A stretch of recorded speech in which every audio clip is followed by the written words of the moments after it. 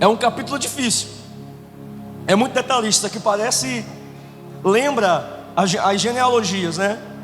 É aquilo que a gente está na Bíblia, a gente olha e fica às vezes perguntando por que está aqui, por que isso é interessante para a gente poder ouvir. Na verdade, como estávamos falando, Salomão ele termina a construção do templo do Senhor. Isso leva 7 anos e meio. E agora Salomão ele está incumbido de uma missão, que é inaugurar para si um palácio, como falamos aqui.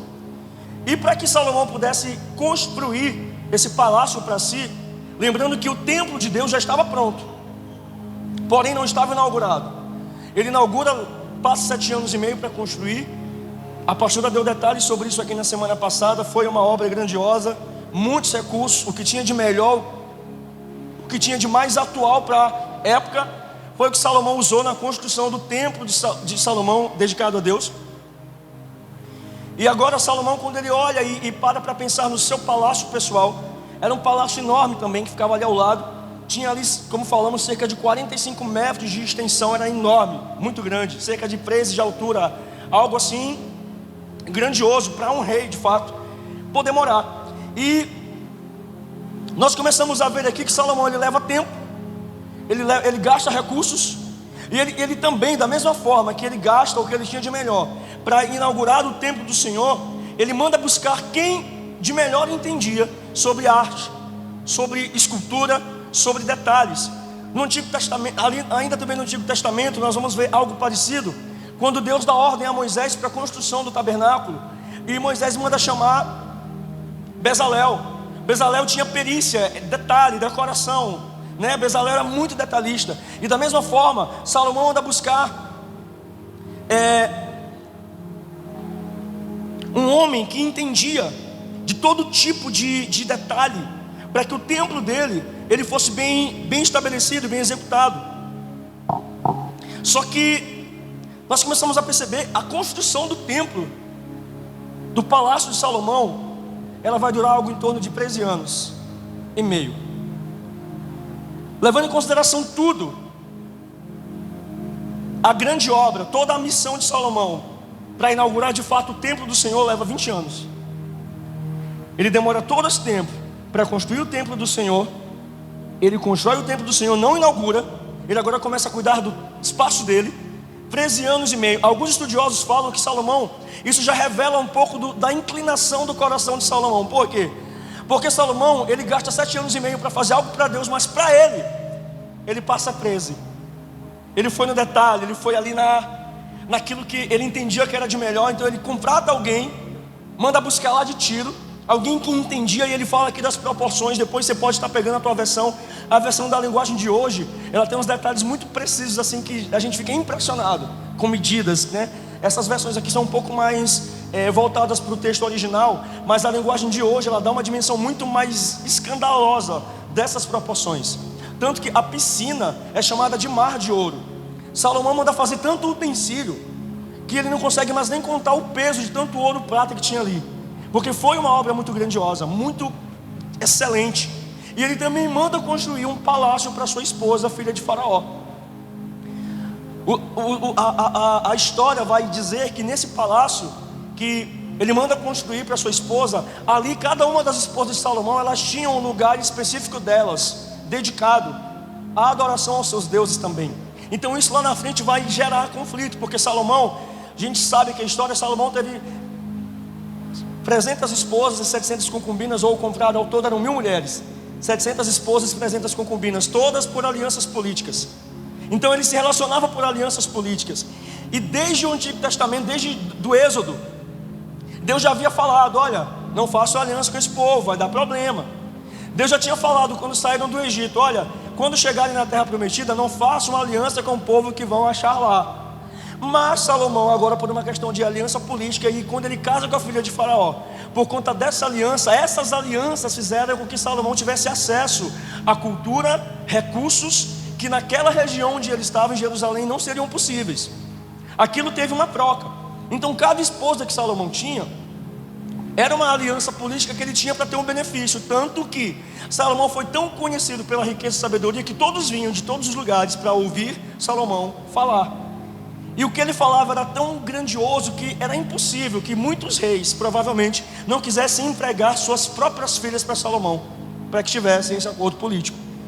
E aí Salomão, obviamente, com a quantidade de esposas que ele tinha, elas tinham o seu direito ali de adorar os seus deuses. Então, a filha de Faraó específica, ela também ganha um palácio, com as proporções parecidas. E aí, eu estava até analisando isso antes de vir para cá, que às vezes nós, estudando isso aqui, Salomão demora 20 anos, né, para construir uma obra com esse impacto, 13 anos e meio só para construir a sua casa. E ali, chega um momento que a gente às vezes olha, né, se a gente pudesse hoje imaginar a proporção desse templo, desse palácio, nós veríamos, caramba, que templo bonito, que ministério bonito, que resultado grandioso esse homem tem. Só que foram 20 anos para chegar, né, nesse processo. E eu estava até conversando ali embaixo, que às vezes nós olhamos para um resultado de algo, mas nós não imaginamos o tempo que aquilo levou para ser executado. E quando eu estudava isso aqui, eu lembrava muito da nossa história. Eu li isso aqui, eu lembrava de como nós começamos, o tempo que nós levamos para chegarmos onde nós chegamos. Porque, de fato, quando nós percebemos como era a vida de Salomão, ele imaginava o projeto pronto, ele sabia as medidas, ele esperou o tempo necessário para que ficasse exatamente do jeito que ele queria. Foram 13 anos e meio só para que ele se negava a passar para debaixo daquele palácio, enquanto não tivesse sido edificada a última pedra. E geralmente nós fazemos isso em nossa vida, né? O nosso estado, a nossa cidade, a cultura do maranhense, do brasileiro, não sei nos outros estados, mas aqui é uma bênção. Praticamente metade das famílias da geração passada e dos meus pais, dos pais de vocês, como é que as pessoas começavam a sua vida conjugal? Invadiam um terreno, construíam uma casa com um cômodo e passavam para debaixo. Não esperava o tempo, né, de concretizar um sonho. Eu falo dos meus pais, o histórico dos meus pais foi esse. Aqui na São José, quando era só mato. Não, invadiram a São José, fizeram um quartinho de barro lá, de taipa mesmo, e passaram para debaixo. E com o tempo vai construindo. Salomão não. Ali já havia uma certeza da visão estabelecida que ele tinha sobre onde ele queria chegar. E uma coisa é necessária, irmãos: quando nós estamos executando uma obra, seja ela pessoal, mas sobretudo para Deus, quando nós não temos uma visão estabelecida, nós aceitamos qualquer coisa. Quando nós não temos uma visão clara de onde nós queremos chegar e o que nós queremos entregar para Deus, qualquer coisa basta. E nós temos que ter muito cuidado com isso. Nós que temos uma vida de entrega ao Senhor, nós que temos declarado que Ele é digno de tudo e que Ele é um nome sobre todo nome, às vezes nós estamos no meio de uma grande missão, como o próprio Neemias estava ali reconstruindo os templos de Jerusalém. Depois de alguém começa a questionar, e ele fala: olha, eu estou no meio de uma grande obra, eu não posso parar. Quando nós não temos a certeza do que nós estamos construindo, qualquer um nos estimula a vivermos de qualquer jeito, a fazer de qualquer jeito. Então isso é uma lição. Eu lendo isso daqui, isso fala muito comigo. Isso precisa nos fazer entender algumas coisas. Nós precisamos ter uma visão estabelecida acerca daquilo que nós queremos viver e onde nós queremos chegar em Deus. Porque quando nós sabemos onde nós queremos chegar e o que nós estamos projetando, nós não vamos aceitar menos do que aquilo que Deus merece. Isso serve para a nossa autocobrança, algo pessoal. A pastora, ela tem um lema interno aqui, que quando nós chegamos em algo bom, ela não aceita menos que isso. Nós não aceitamos menos que isso, e muito menos Deus. E de fato, muitas vezes nós chegamos ao nível de sacrifício com o Senhor, que nós sabemos que nós já entregamos muito mais, fizemos muito mais, porque nós estávamos com a visão estabelecida. E às vezes, por conta de consequências, um desânimo, ou por conta de uma situação estabelecida que acontece em nossa vida, nós somos levados a entregar ao Senhor qualquer coisa, qualquer tempo, qualquer oferta, qualquer situação, porque nós achamos que Deus está preocupado com o nosso coração. E nem sempre é isso. Embora Deus esteja muito preocupado com o nosso coração, a qualidade daquilo que nós construímos para Ele importa sim. E nós precisamos prezar pela excelência. Eu louvo a Deus por essa casa. Aqui nós somos muito ensinados sobre isso, sobre a excelência. Nós temos um pastor, que o lema do pastor é: se fosse na minha casa eu aceitava, mas na casa de Deus não, refaça. Nossa, o pastor é chato, não sei o quê. Mas quando nós entendemos que o resultado disso é para glorificar o nome do Senhor, nós não podemos aceitar qualquer coisa, porque nós sabemos que nós podemos entregar mais. Nós sabemos que nós podemos fazer mais. Sacrifício, às vezes tem que nos custar, às vezes não, geralmente tem que nos custar. Esse templo que Salomão está edifica aqui, foi o templo que foi construído em um lugar onde nós falamos aqui há algumas semanas, que Davi, quando foi comprar, o dono da terra falou: Davi, eu te dou. Ele: não, se não me custar alguma coisa, eu não vou entregar ao Senhor, porque tem que ser sacrifício, tem que me custar, porque se não me custar, Deus não pode receber. E às vezes nós chegamos, eu usei aqui esse exemplo da cultura do maranhense, né, de se entrar dentro de uma casa de qualquer jeito porque está apressado. E Deus não trabalha com pressa, Deus trabalha com propósito. E nós precisamos ter esse cuidado, porque muitas das vezes a pressa, a visão embaraçada, a não ter estabelecido um projeto, um propósito, nos faz viver e fazer qualquer coisa. Ao longo de toda a história do povo de Israel, nós vamos ver aqui em muitos momentos que quando o povo estava na linha de frente das batalhas, o que fazia com que eles enfrentassem os filisteus muitas das vezes era porque eles tinham uma visão estabelecida de que Deus não merecia ser desonrado. Era por isso que na época dos juízes, quando se levantava um juiz ali, o povo pecava, esquecia de Deus, era necessário vir alguém para lembrá-los que eles precisavam ir para a linha de frente e honrar o nome do Senhor, porque quando estavam em paz, eles guardavam as armas e esqueciam quem era o Senhor. E todas as vezes em que eles estavam desocupados, eles esqueciam a visão. Então nós temos que ser achados trabalhando, irmãos. Nós temos que ser achados produzindo.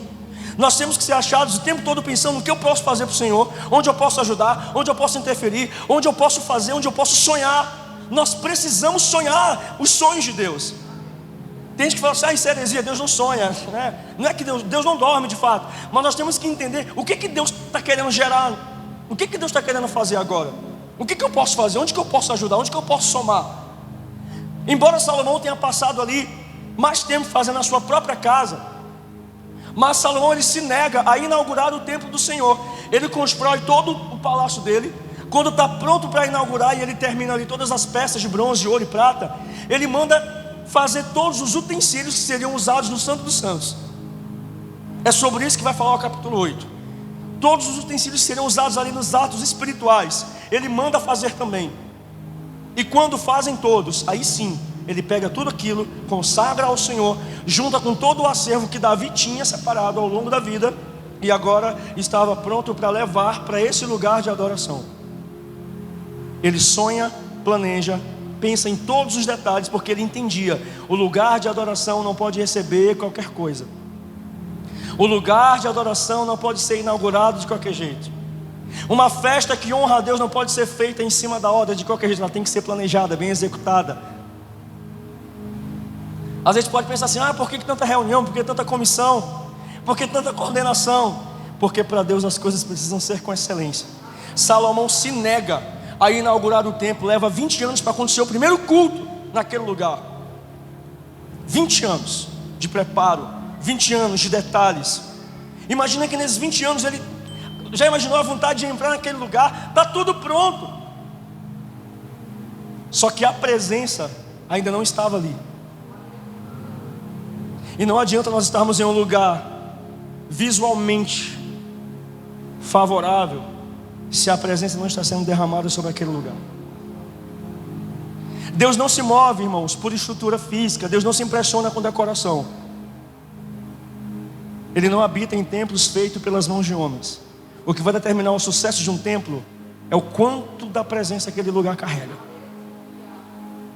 Salomão estava preocupado com a inauguração? Talvez não. Demorou 20 anos, ele podia ter acelerado, porque ele podia, ao invés de construir a sua casa, ele podia ter logo terminado o templo. Não, vamos terminar com isso aqui, vamos inaugurar.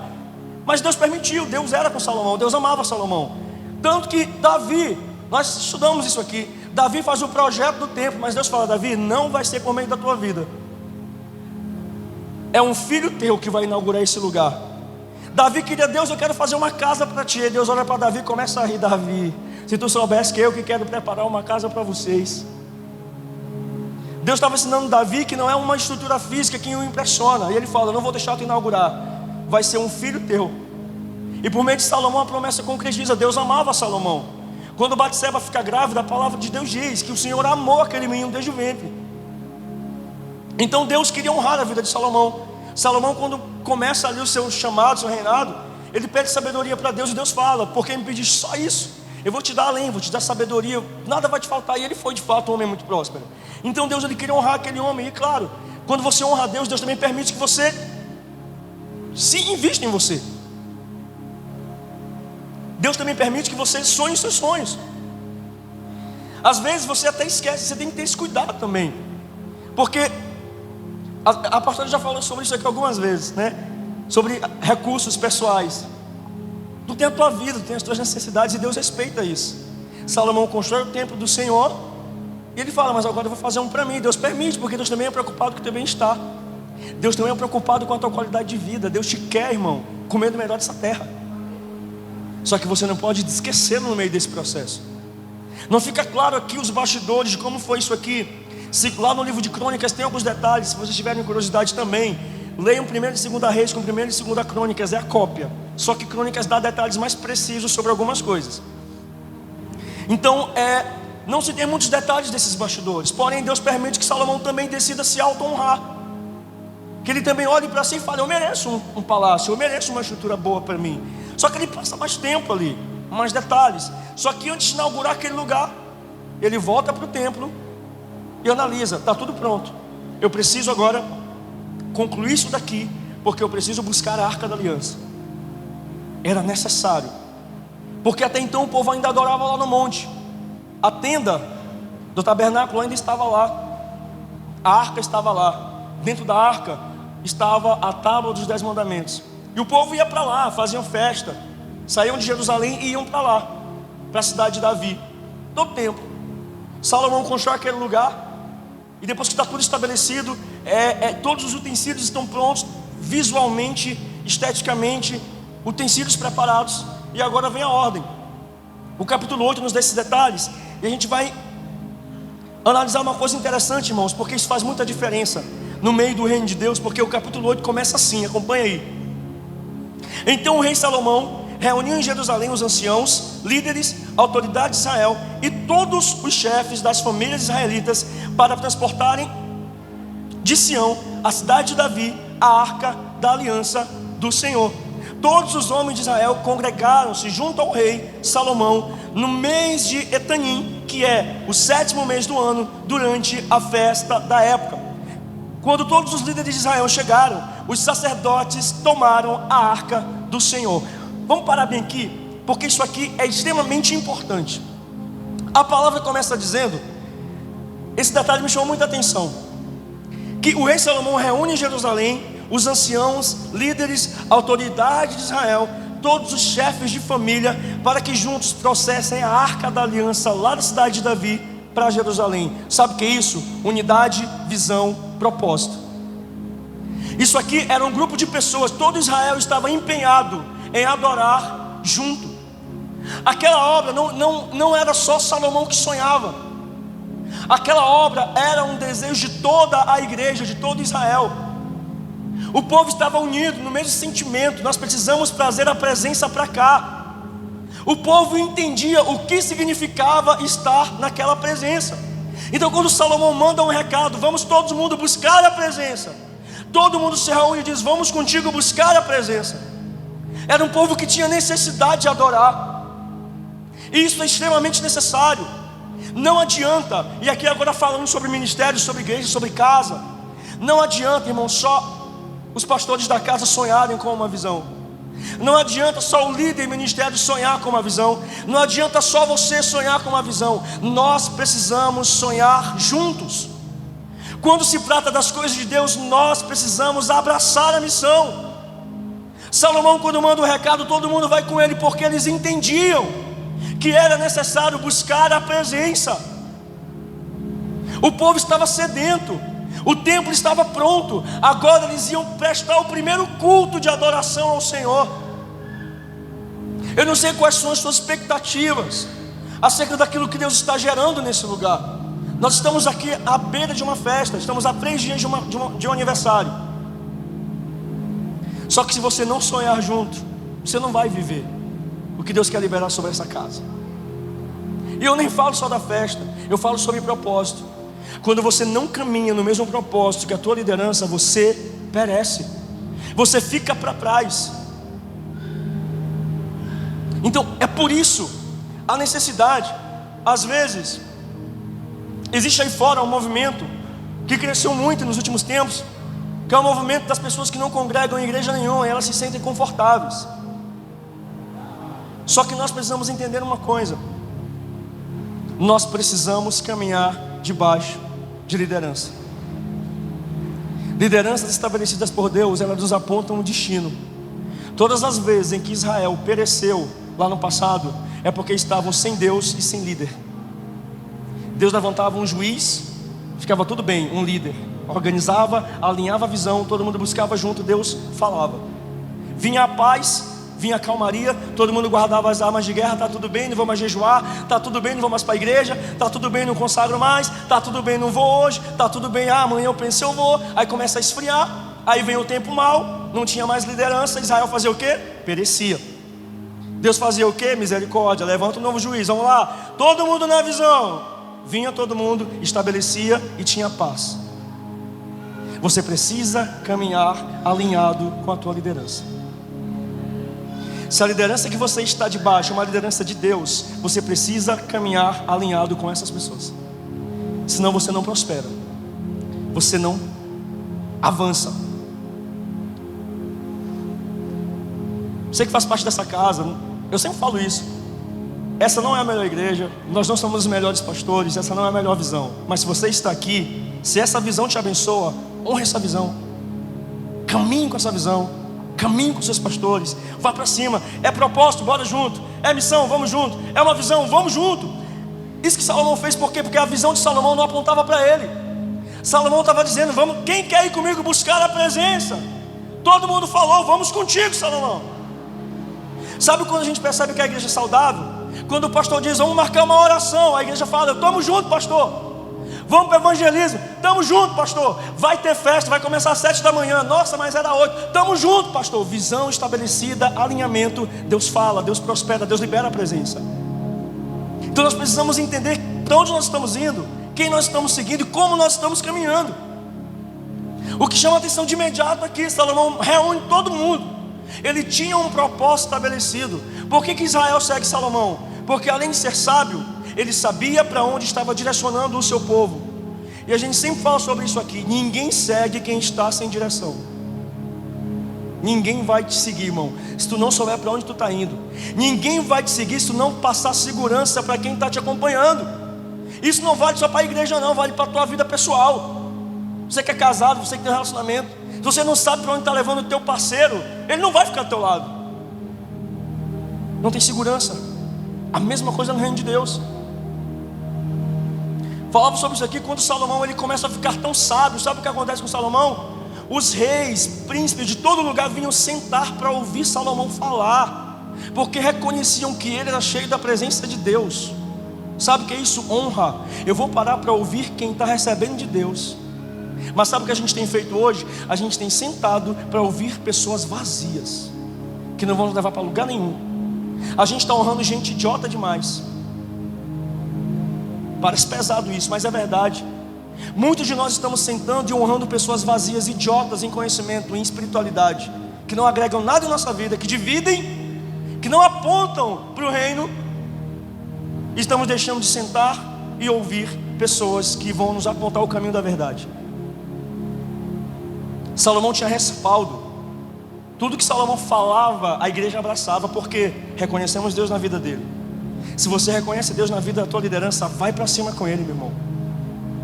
Estamos em um tempo onde o amor de muitos está esfriando, e juntar gente para adorar está ficando difícil. Se olha aqui, esse lugar aqui é uma bênção, para a glória de Deus. Há uma chama nesse lugar, mas tem lugares aí que estão sobrevivendo, onde Deus tem se esforçado. E olha que Deus é Deus, mas Ele não obriga ninguém a adorá-lo. Mas o Espírito Santo tem tido trabalho em alguns lugares, porque pessoas estão fora da visão. Cada um puxa para o lado, competições, ninguém quer seguir, um achando que é melhor do que o outro, e Deus não está nisso. Quando Salomão diz: vamos adorar, vamos buscar a presença, todo mundo vai junto. Então a nossa oração, nós temos que nos esforçar para sermos pessoas que caminham alinhados com o propósito. Então eu não sei onde você quer chegar, mas você precisa estar alinhado. com o propósito do Senhor. O versículo 5 vai dizer que o rei Salomão e toda a comunidade israelita que se havia congregado a eles diante da arca sacrificaram tantas ovelhas e tantos bois que nem conseguiam contar.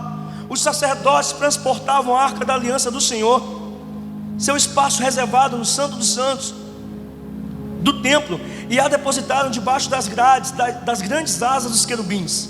De fato, as estátuas dos querubins tinham suas asas abertas sobre o lugar da arca e cobriam a arca e as varas utilizadas para o translado.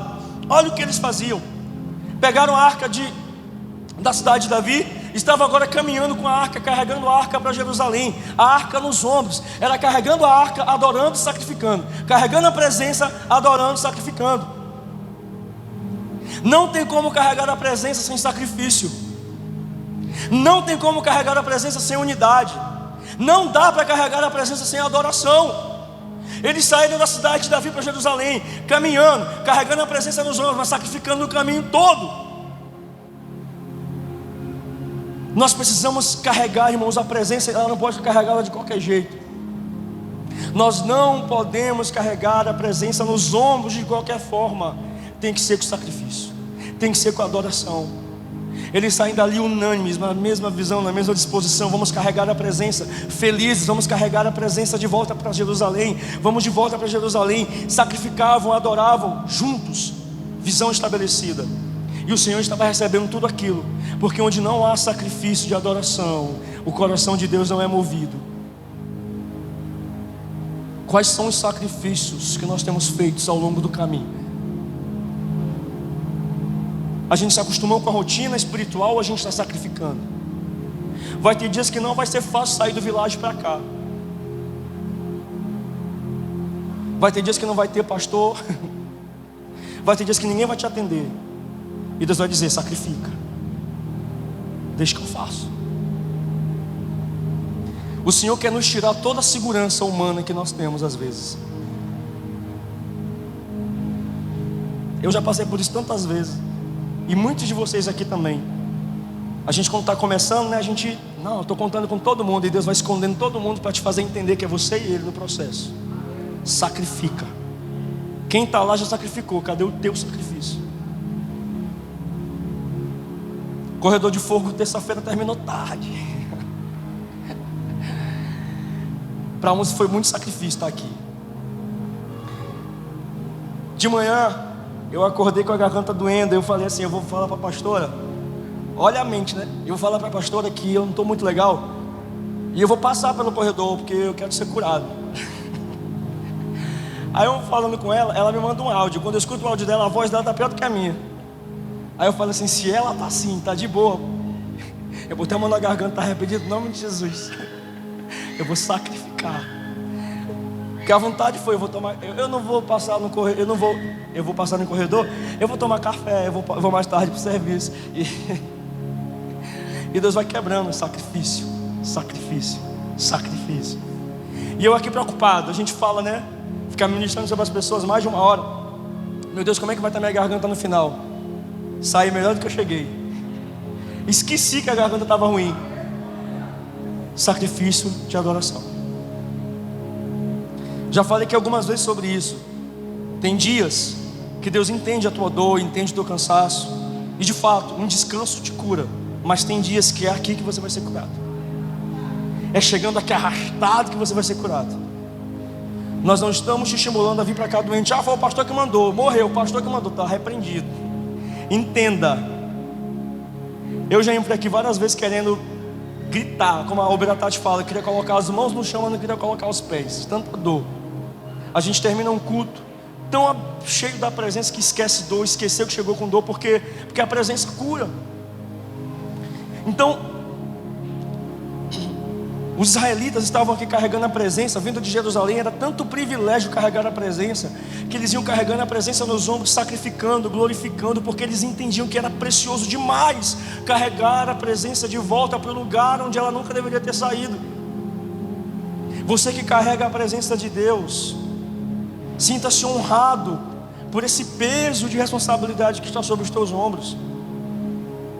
Muitas vezes é por conta dessa presença que você carrega que a tua casa não cai, que a tua família não quebra, porque tem alguém carregando a presença, fazendo sacrifício. Ninguém está entendendo o teu sacrifício, mas você sabe, é sacrifício de adoração. Deus está recebendo, eu estou feliz. Estão te criticando, estão falando, mas você está aqui carregando a presença nos ombros. Nem que esteja só, carregue. Se você está alinhado com o propósito do céu, carregue a presença, sacrifique. Vai valer a pena, como nós declaramos aqui no começo desse culto. Israel estava imparável aqui, porque eles queriam de volta aquela sensação, aquela celebração. E aí, depois disso, a arca chega em Jerusalém, e o versículo 10 fala: ora, assim que os sacerdotes se retiraram do Santo dos Santos, a nuvem encheu o templo do Senhor, de modo que os próprios sacerdotes não puderam continuar o seu serviço, pois a glória do Senhor tomou por completo o templo.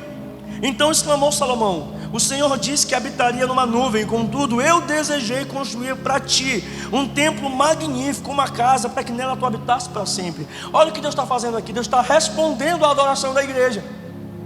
A igreja veio tão feliz, sacrificando, carregando a presença, que quando eles chegaram no templo, Deus encheu tanto o templo que eles nem conseguiram mais adorar, porque agora a glória de Deus estava sendo manifestada em resposta a uma adoração real. Todas as vezes em que a igreja adora o Senhor verdadeiramente, Ele responde com glória, irmão. Se a adoração é verdadeira, em espírito e em verdade, como foi aqui, porque eles não estavam murmurando. Isso conta muito para Deus. A forma como você sai de casa para chegar até aqui, a forma como você levanta as mãos. Às vezes você está aqui recebendo um culto tão bom, aí deu 9 horas, já começa a murmurar, você perdeu a bênção. Deus queria, você começou o culto tão bem, adorando, rodou, falou em línguas, mas deu 9h30, deu o meu tempo. Ah não, está demorando demais, começou a murmurar, quebrou. Pior ainda, quando vai embora sem receber a bênção final.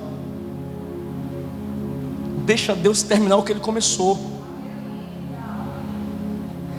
O povo estava lá, Salomão, a estrutura estava pronta, a presença não estava. Salomão falou: vamos buscar a presença, vamos para o culto, igreja. A igreja foi, colocaram a presença nos ombros, sacrificaram, louvor, adoração, presença, sacrifício. Deus viu aquilo, era bom, Deus se agradou. O que Deus falou? É impossível que eu não derrame a minha glória sobre essa casa. Por quê? Porque tem uma igreja unânime em adoração, me honrando. Você tem noção do que Ele quer fazer na tua vida quando você chega aqui?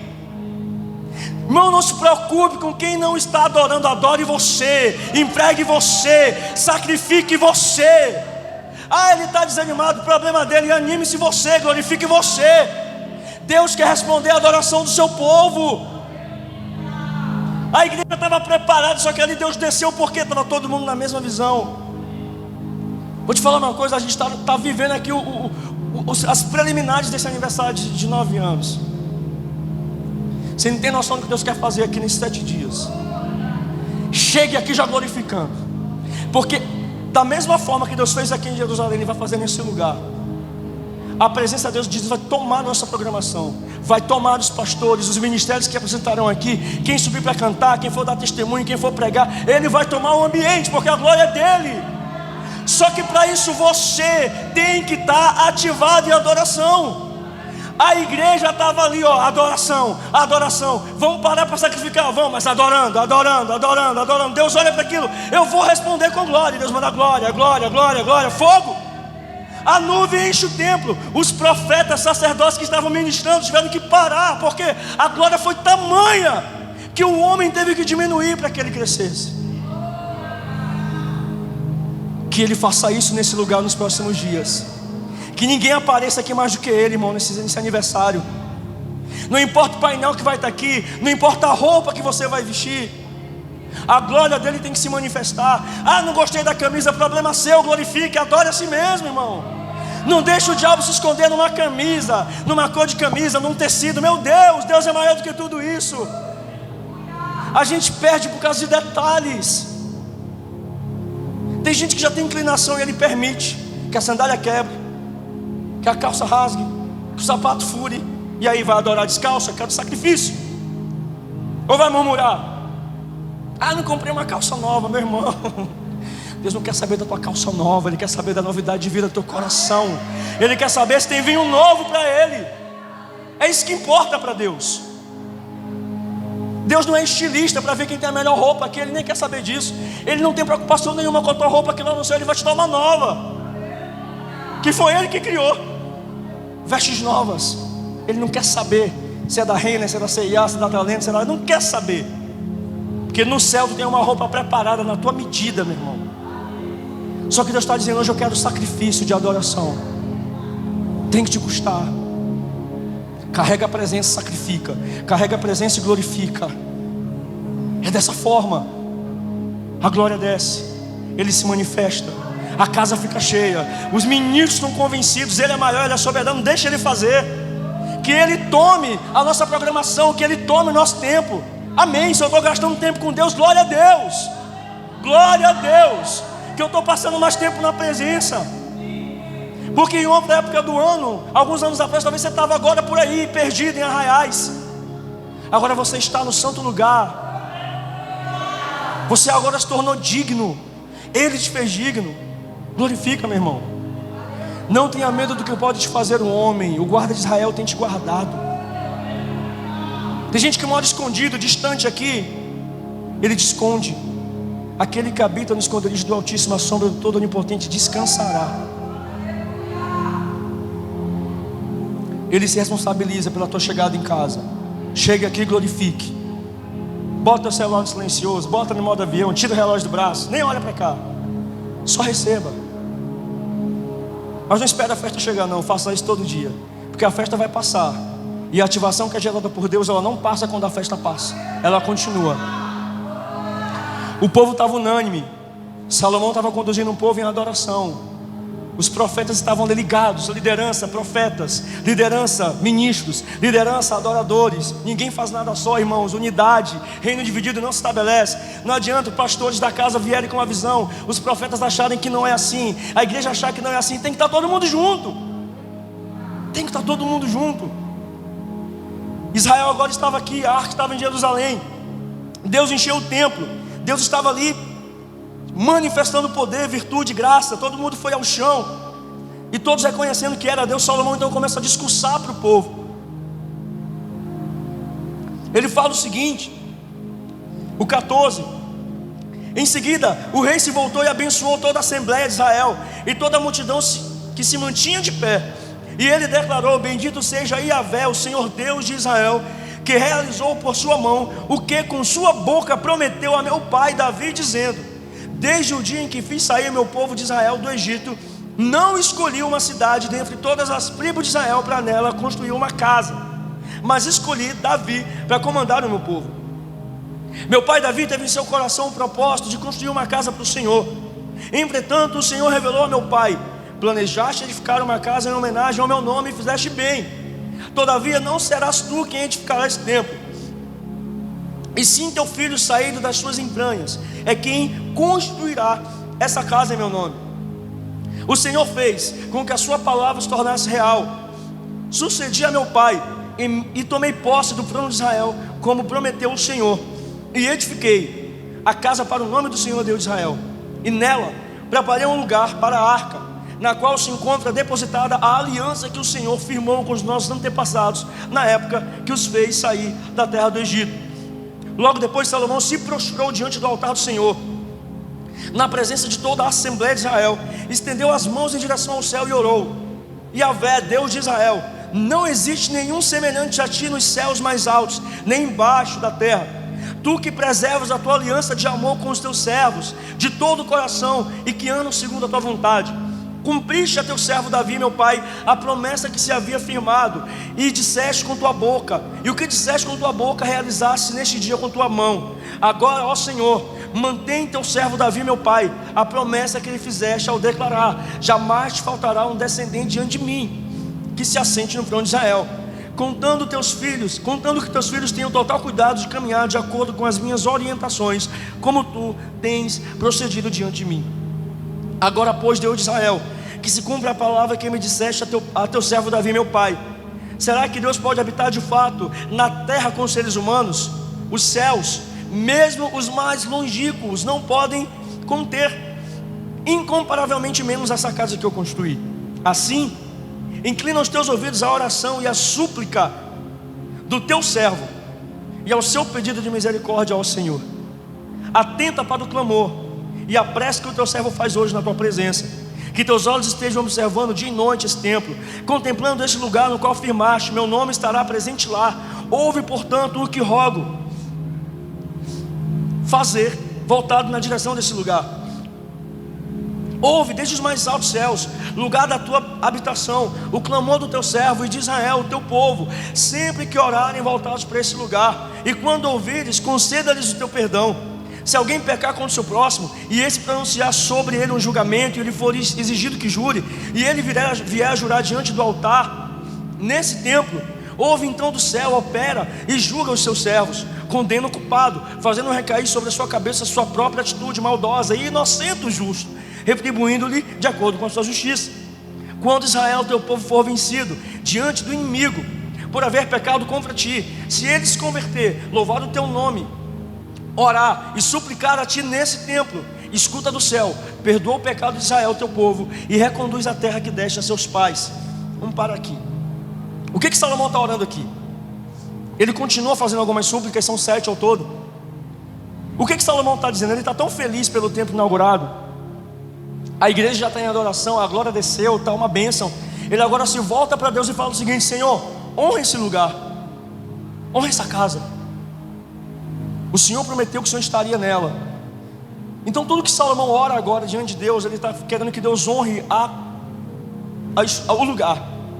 Só que nós precisamos entender, e isso fica claro também, se a gente for estudar um pouco mais, Salomão não está falando apenas do lugar físico, embora nós saibamos que tudo que nós fazemos aqui na igreja, no templo, tem um poder diferente do que fazer em casa.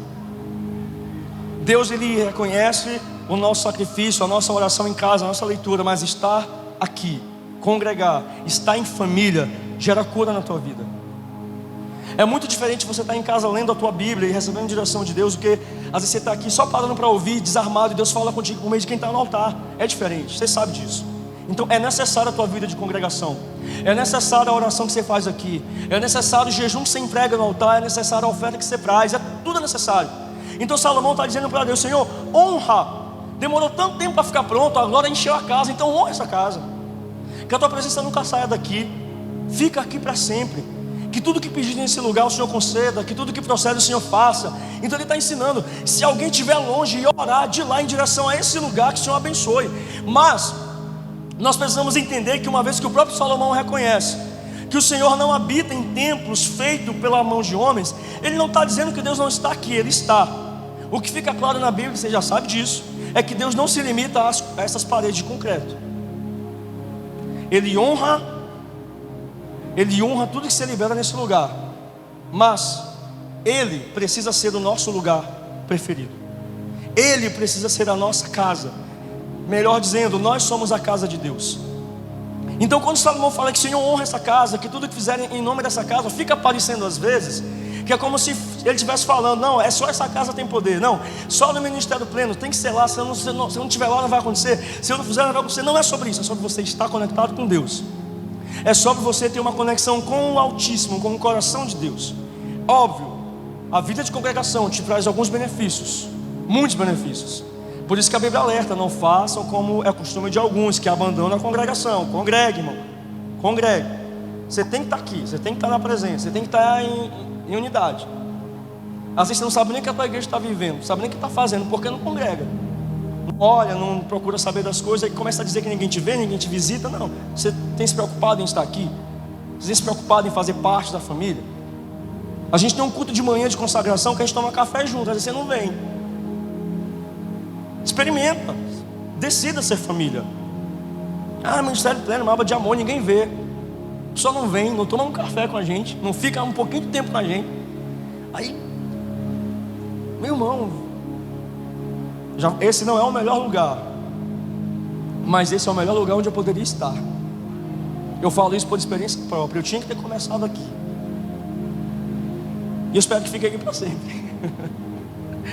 Não saia daqui para agora. Mas, irmãos, Você precisa conhecer, se envolver, sabe? Viva, saiba como é a sua igreja.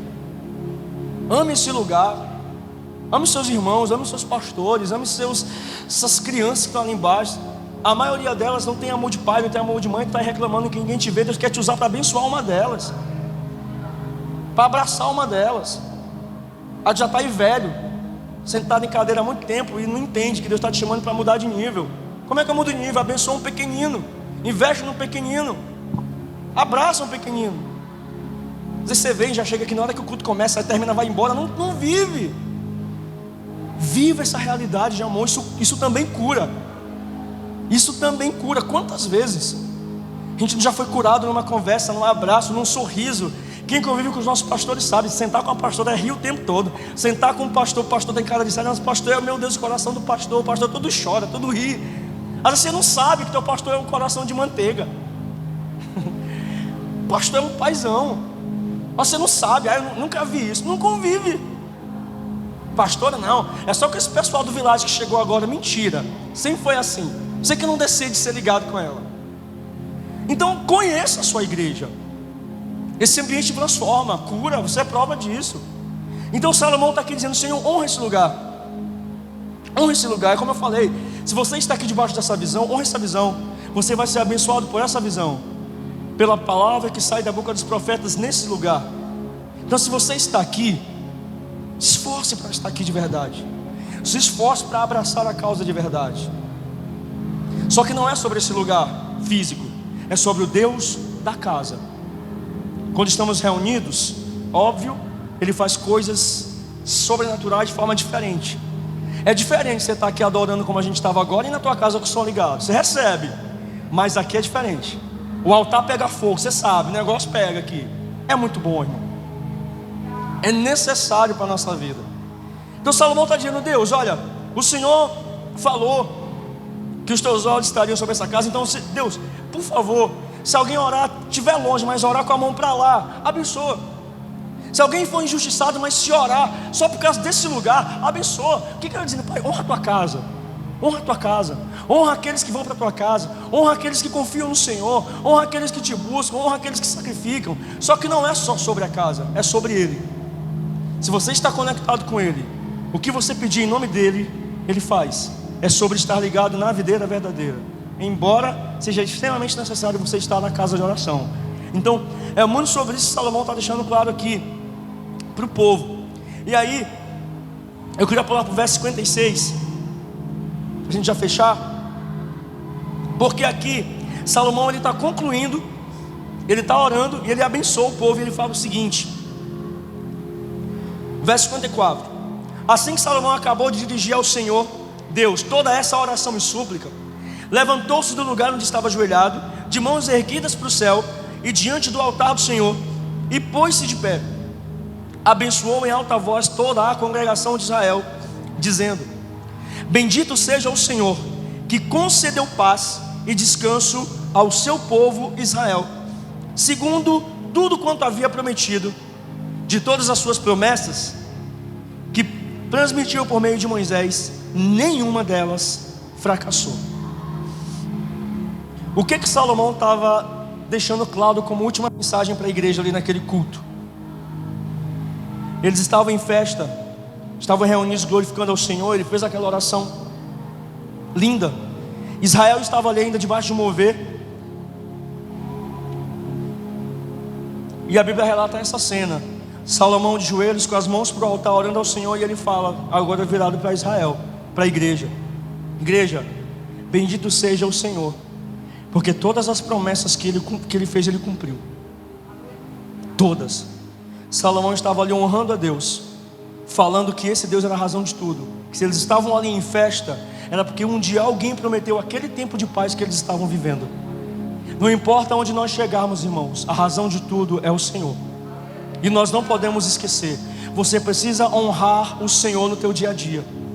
Tem gente que é crente, que faz festa de aniversário e não honra a Deus, faz casamento, não honra a Deus, faz formatura, não honra a Deus.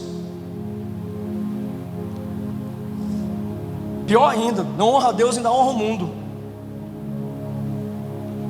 Eu já fui em casamento de crente, que quando eu cheguei no almoço, eu vim embora com 20 minutos, porque a pessoa colocou o som de Wesley Safadão para agradar os amigos, mas desonrou o Senhor. É esse tipo de gente que quer promessa. Honra todo mundo. Fez tudo, uma festa de casamento. Sabe o que aconteceu? 2 meses depois, estava divorciada. Eu vi. Eu acompanhei. Tem gente que não honra Deus em nada e quer ser honrado por Deus em tudo. Deus é justo. Não importa onde você chegue, tem o teu negócio, honra a Deus lá. Foi Deus que me deu. Chegou numa faculdade, foi Deus que me deu. Comprou um carro, foi Deus que me deu. Deus não vai te dar algo que é para abençoar o reino, para te tomar do reino. Deus me dá um carro, vou fazer tua obra. Deus te dá um carro, tu some da presença. Ele não vai te dar carro. Tem gente que não vai receber carro por isso. Deus conhece o coração. Agora, se for verdade no teu coração, eu quero ser próspero para abençoar o reino, se prepare para ter com portas abertas. Salomão construiu o maior templo. Ele podia pegar a glória para ele, mas ele fala: a razão de tudo é ele. Igreja, foi ele. Estamos aqui há 9 anos. Um dia recebemos uma palavra, vai fechar. Estamos há 9 porque o Senhor é a razão de todas as coisas. Não é mérito do pastor Góes, não é mérito da pastora Ericina, não é meu, não é de ninguém aqui. Não importa o quão bom você seja e o quanto você serviu aqui, quem saiu serviu, vai receber de Deus, que Ele não deve nada para ninguém. Mas a razão dessa casa estar de pé chama-se Jesus Cristo. Nenhuma promessa que Ele fez sobre essa casa se perdeu e nenhuma vai se perder. Eu tenho convicção da visão que eu sigo. Você precisa acreditar. Então Salomão está aqui agora falando para a igreja. Igreja, ele está lembrando o povo. Quem fez tudo isso foi Deus. Desde Moisés ele vem cumprindo promessas. Sabe o que ele está ensinando o povo ali? Ele vai continuar sendo fiel. Israel sabia da sua pregressão. Israel sabia que desde Moisés do histórico não era bom, mas Deus continuou fiel. A Bíblia diz que não importa se sejamos infiéis, Ele permanece fiel, porque Ele não pode mudar a si mesmo. A essência de Deus é ser fiel. Se nós não somos, é um problema nosso, mas Ele não muda por nossa causa. Deus quer nos honrar, igreja. Deus quer nos abençoar. E hoje, assim como Salomão falou para a igreja, nós falamos diante de todos vocês. A razão de todas as coisas é Deus. Todas as promessas que Ele fez e que Ele te entregou um dia, em nome do Senhor Jesus, elas se cumprirão. Talvez não se cumpra na tua vida, mas a tua descendência não ficará sem viver das promessas de Deus. Porque quem tem promessa morre. Morre. Se não se cumprir por meio da tua vida, os teus filhos herdarão, mas não vai se perder uma palavra de Deus na tua geração, nem na tua casa. Se Ele falou, vai se estabelecer. Permaneça fiel. Era isso que Ele estava falando aqui para o povo. Diante daquela inauguração, daquela festa. O tema da nossa festa esse ano é Jesus, o nome sobre todo nome. Para que ninguém se orgulhe que isso aqui tudo foi mérito nosso. Sempre foi Ele. Sempre foi pelo poder do nome de Jesus. E o verso 61, o 57, ele continua dizendo que o Senhor caminhe conosco, como andou com os nossos pais, que não nos abandone nem nos rejeite, e faça com que de coração nos voltemos totalmente para Ele, a fim de que andemos em todos os seus caminhos e obedeçamos aos seus mandamentos, decretos e ordenanças que prescreveu aos nossos antepassados, e que as palavras deste meu clamor ao Senhor tenham plena aceitação diante de Yahvé, nosso Deus, dia e noite, a fim de que seja da sua vontade atender o pleito do seu servo e a causa de Israel, o seu povo, de acordo com a necessidade de cada pessoa. Assim, todos os povos da terra conhecerão que somente o Senhor é Deus e que não existe nenhum outro. Quanto a vós, que seja todo o vosso coração honestamente dedicado ao Senhor, para que andeis de acordo com os seus ensinos e decretos, obedecendo aos seus mandamentos, como acontece hoje. Então o rei e todo Israel, unido a ele, ofereceram sacrifícios diante do Senhor. Para o sacrifício de paz e comunhão que ofereceu ao Senhor, Salomão deu 22 mil bois 120.000 ovelhas. Deste modo, o rei e todos os israelitas consagraram o templo ao Senhor. Aquele culto termina dessa forma. Começou com sacrifício de adoração e termina com sacrifício de gratidão. Salomão entendia, é necessário ser grato. E ele estava dizendo para o povo: não abandonem o Senhor, para que ele seja fiel. E ele leva o povo a agradecer. Irmãos, não importa o que Deus tenha feito na tua vida. Foi pequenininho demais, seja grato. Seja grato. Porque a Bíblia diz, é bem claro isso, que aquele que não é fiel no pouco não será colocado sobre o muito. Se você não aprende a ser grato nas pequenas portas, nos pequenos começos, você não está preparado para receber mais de Deus. Foi pequenininho demais, foi uma bênção pequenininha, mas seja grato, testemunhe, fale que foi Ele que fez. Talvez tem gente que daqui que prometeu culto em ação de graça para o Senhor e nunca honrou. Seja grato. Seja grato ao Senhor. Seja grato pela tua bicicleta, pela tua moto, porque um dia tu vai ter o teu carro. Seja grato. Mas seja fiel a Ele quando tiver carro, da mesma forma que foi quando tinha bicicleta. É para glorificar o nome do Senhor, é para fazer a obra. Seja grato. Salomão fala tudo isso, ele reúne todo mundo, e essa oferta de gratidão foi poderosa. Sacrifício de paz e comunhão. 22.000 bois, imagina isso, 22.000 bois dentro daquele templo, e 120.000 ovelhas sendo sacrificadas em adoração ao Senhor, e o Senhor recebendo com um aroma suave tudo aquilo, porque o povo estava agradecendo.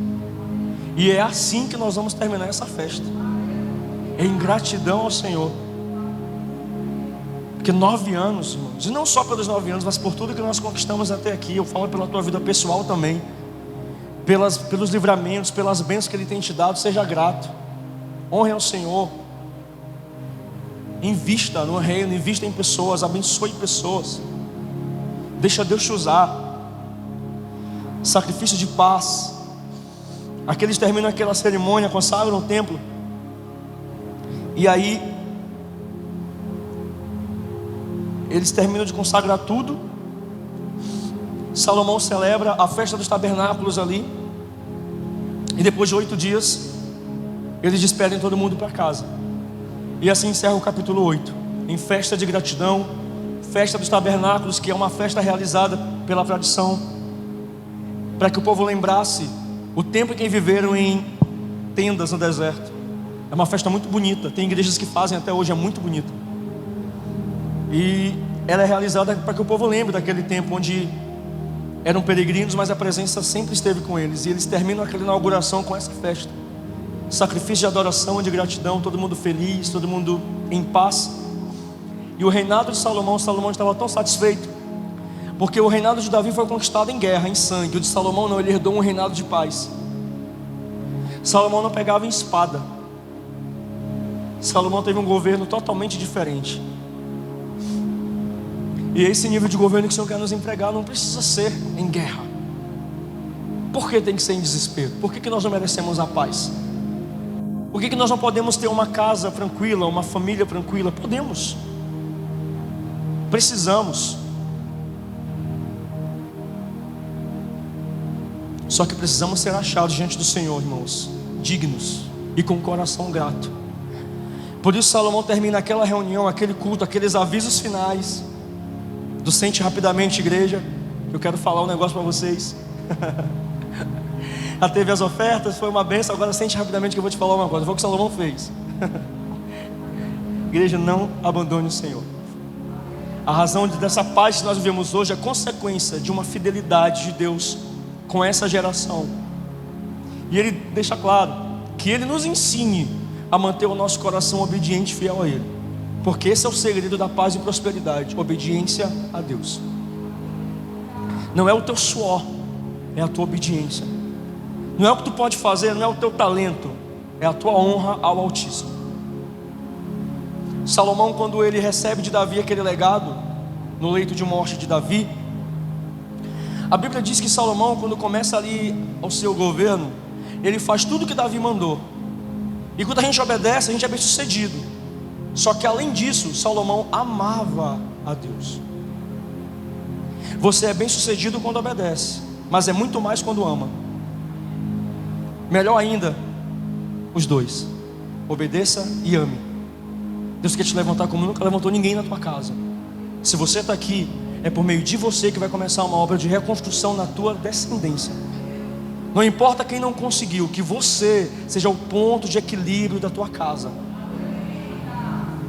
A pessoa que vai restaurar a paz, o governo, que seja você. Amém? Eu quero te convidar a ficar de pé. Já levante celebrando ao Senhor. Aplauda o nome dEle, porque Ele é digno. Aleluia, aleluia, aleluia. Feche seus olhos. Senhor Jesus, nós queremos, papai, te agradecer por mais essa noite de tua presença. Obrigado, Deus, porque o Senhor nos permitiu estar em tua casa nessa noite.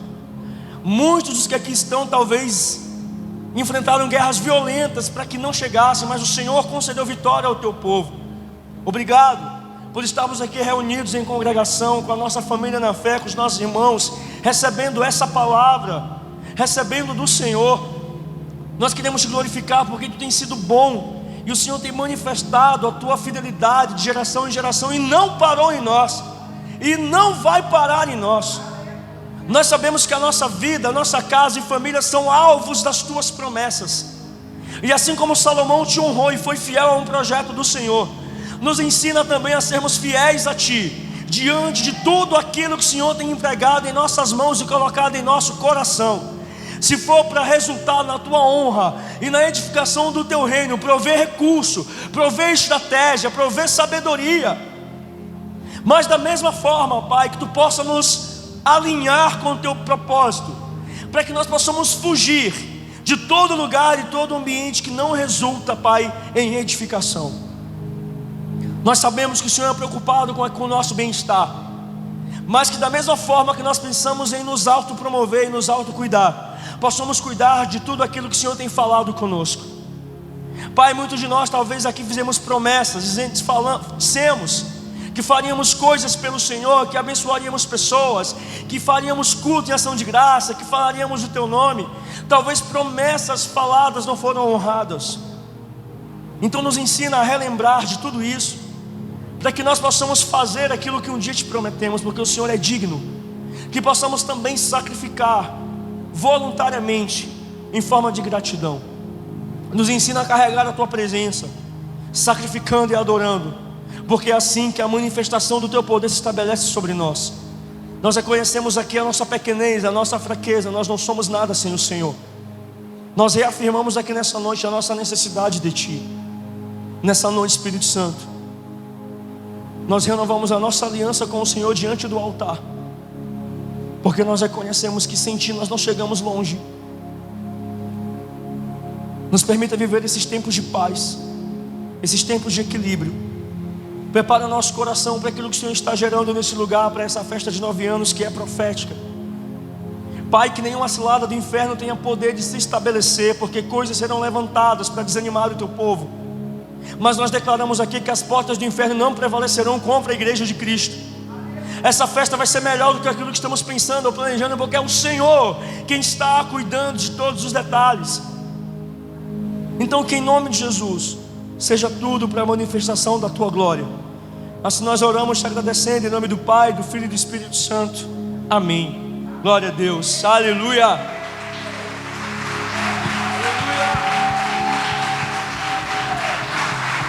Glória a Deus.